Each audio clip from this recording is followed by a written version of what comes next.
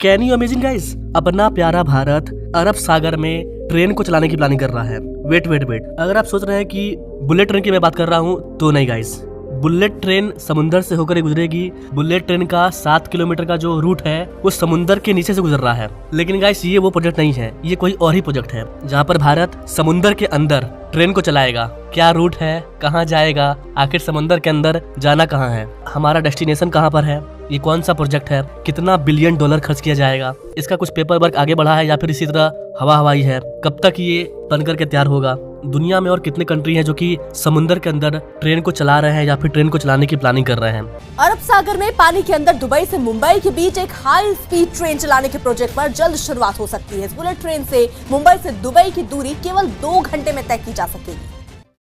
Guys जैसा कि आप सभी जानते हैं, समुद्र पर शहर बसाने के मामले में, समुद्र पर नए नए बिल्डिंग को बनाने के मामले में दुबई सबसे आगे है। यूएई, दुबई एक शहर है, देश का नाम है यूएई, संयुक्त अरब अमीरात। लेकिन आज के टाइम में भारत भी समुद्र में अपना कमाल दिखा रहा है। भारत ने अपना पहला नदी के अंदर मेट्रो चला करके दिखा दिया है और अब जल्दी भारत समुद्र के अंदर बुलेट ट्रेन को भी दौड़ा करके दिखा देगा। इतना ही नहीं गाइस, अपने लोग समुद्र के ऊपर एक एयरपोर्ट भी बनाने की प्लानिंग कर रहे हैं। अभी जो हम लोग भारत का सबसे बड़ा पोर्ट बना रहे हैं, बंदरगाह, वाडवन बंदरगाह, उसी जगह पर हम लोग भारत का पहला समुद्र के ऊपर एयरपोर्ट बनाएंगे। इस तरह का एयरपोर्ट आपको जापान में देखने को मिलेगा। इसी क्रम में अब अपना प्यारा भारत अरब सागर में ट्रेन को चलाने की प्लानिंग कर रहा है। दुबई, जो कि संयुक्त अरब अमीरात का एक देश है, इसका नाम संयुक्त अरब अमीरात इसलिए है क्योंकि ये भी अरब सागर में है। तो भारत का ये प्लानिंग है कि हम लोग समुद्र के अंदर से होते हुए दुबई पहुंचेंगे और इसके लिए भारत और दुबई दोनों के इंजीनियर इस पर मिलकर के काम करेंगे। इस वाले काम में 50,000 लोगों को रोजगार मिलेगा, जो कि दोनों देशों की अर्थव्यवस्था को काफी ज्यादा बढ़ाएगा। इतना ही नहीं गाइस, इसमें 50 बिलियन डॉलर, 50 अरब डॉलर खर्च होगा और एक पूरा का पूरा जलमग्न रेल परियोजना तैयार होगा, जो कि एक नया कीर्तिमान स्थापित करेगा पूरे वर्ल्ड में।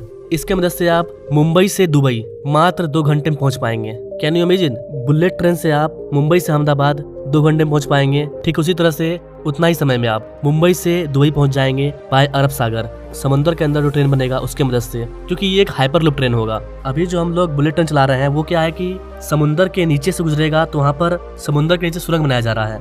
लेकिन यहाँ पर अपने लोग हाइपरलूप टेक्नोलॉजी का यूज करने वाले हैं, क्योंकि भारत जो बुलेट ट्रेन बना रहा है वो समुद्र का किनारा है। लेकिन जब हम समुद्र के अंदर से होते हुए जब दुबई जाएंगे तो बीच समुद्र में ओमान वगैरह के पास जो अरब सागर है उसकी गहराई कितनी होगी, काफी ज्यादा गहराई होगी। और अगर हमें वहाँ पर सुरंग बनाना है तो हमें समुद्र से और 40 से 50 फीट नीचे जाना पड़ेगा। इतना नीचे जाने के लिए हमें मुंबई में काफी बड़ा गड्ढा करना पड़ेगा, इसलिए यहाँ पर सुरंग को नहीं बनाया जा रहा है। ये प्लान क्या है फिर, ये जो बुलेट ट्रेन है ना, ये पानी में तैरेगा। Can you imagine? अब बोलोगे हाउ, क्या बक रहा है भाई? ऐसा है गाइस, ऐसा टेक्नोलॉजी तैयार किया गया है। हाइपरलूप एक ऐसा सिस्टम है जहाँ पर फ्रिक्शन नहीं होता है। वहाँ पर अगर कोई ट्रेन खड़ा है और उसमें ब्रेक नहीं लगा हुआ है तो उसको अगर आप हाथ से भी ठेलोगे ना, वो ट्रेन आगे चला जाएगा, क्योंकि वहाँ घर्षण है ही नहीं। मतलब ट्रेन क्या है, हवा में रहेगी। किसके मदद से? हाइपरलूप की मदद से या फिर मैगलेव की मदद से। तो ट्यूब तैयार किया जाएगा और ट्यूब के माध्यम से लोग आएंगे जाएंगे। इसको तैयार होने में टाइम लगेगा। सबसे पहले इसका परीक्षण हम लोग चीजों में करेंगे। दुबई और भारत के बीच में जो व्यापार होगा गुड्स वगैरह को लाने जाने के लिए, यहाँ से खाने पीने का सामान जाएगा,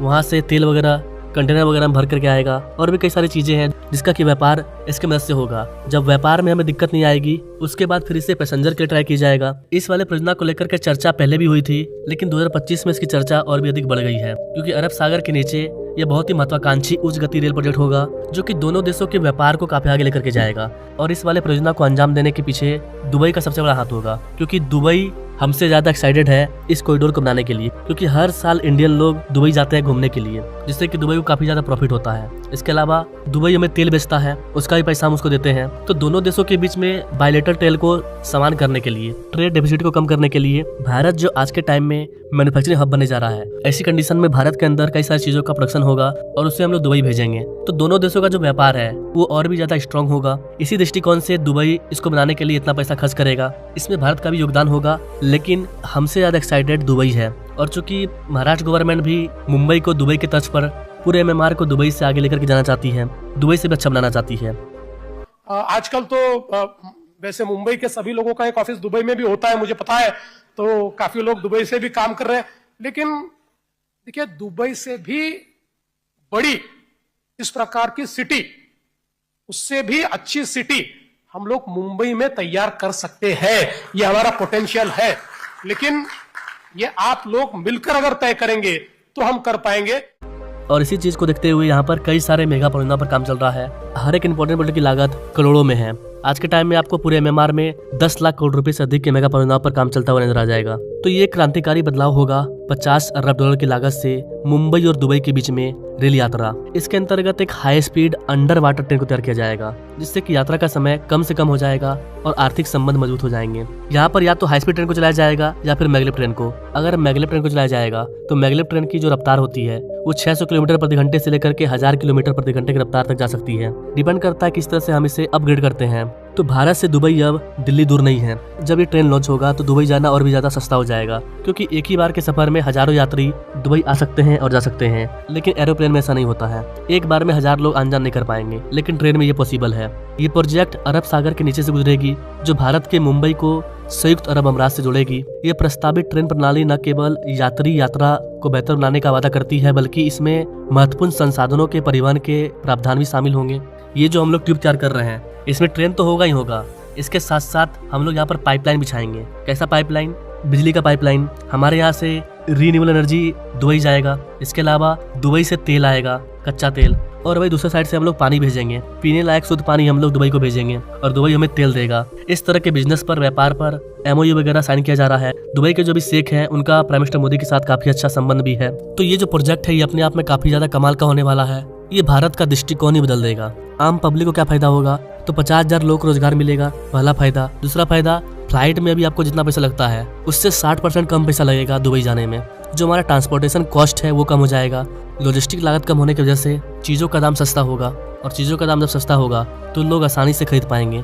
लोग आसानी से खरीद पाएंगे तो कंपनियों का प्रोडक्शन बढ़ेगा और भारत एक डेवलप कंट्री की ओर लंबी छलांग लगा देगा। और चूंकि ये एक डोमेस्टिक नहीं इंटरनेशनल प्रोजेक्ट है, 2 बड़े देश यहाँ पर शामिल हैं। ये प्रोजेक्ट वैश्विक परिवहन के क्षेत्र में एक ऐतिहासिक उपलब्धि होगा, जो कि तीव्र गति यात्रा की संभावनाओं को नई ऊंचाई प्रदान करेगा। इतना ही नहीं गाइस, पानी के भीतर बना यह सुरंग इंजीनियरिंग का एक अद्भुत नमूना होगा, जो कि अत्याधुनिक तकनीक और पर्यावरण संबंधी पहलुओं को मिलाकर के इसकी स्थिरता को सुनिश्चित करेगा। इस महत्वाकांक्षी परियोजना को लेकर के भारत और दुबई के बीच में लगातार बात चल रही है। यह प्रोजेक्ट न केवल यात्रा के भविष्य का प्रतीक है, बल्कि अंतर्राष्ट्रीय सहयोग और सतत विकास के प्रति भारत के प्रतिबद्धता को दर्शाता है। पूरा हो जाने पर यह project high speed under water rail link, लंबी दूरी की यात्रा के बारे में लोगों की जो सोच है उसको बदल देगा कि 2000 किलोमीटर का रास्ता ट्रेन से कैसे जाएंगे, कितना दिन लगेगा। लेकिन ये प्रोजेक्ट मात्र 2 से ढाई घंटे 3 घंटे के अंदर आपको दुबई पहुंचा देगा। 2000 किलोमीटर की दूरी को 2 घंटे में कवर कर देगा। ये अपने आप में एक इंजीनियरिंग चमत्कार है। मुंबई और दुबई दोनों अपने आप में एक जीवन शहर है, जो कि लगातार बढ़ रहे हैं। भारतीय लोग मुंबई को प्यार करते हैं, कई सारे लोग दुबई को प्यार करते हैं, दुबई वाले मुंबई को प्यार करते हैं। मुंबई एक तरह का भारत का राजधानी ही है, जिसे हम लोग आर्थिक राजधानी बोलते हैं। मुंबई एक गेटवे है, जो कि भारत के अंदर एंट्री करने का एक समुद्री मार्ग है। दिल्ली अगर आपको आना है तो आपको हवाई मार्ग से आना पड़ेगा, अगर विदेश से आना है तो। लेकिन समुद्र से अगर आपको आना है तो इसका जो गेटवे है वो है मुंबई। यही कारण है कि मुंबई में ही आईबैक कॉरिडोर को भी प्लानिंग किया गया था, जहाँ पर दुनिया के कई सारे बड़े बड़े दिग्गज कंपनी, वेस्टर्न कंट्री, अमेरिका, सभी लोग शामिल थे।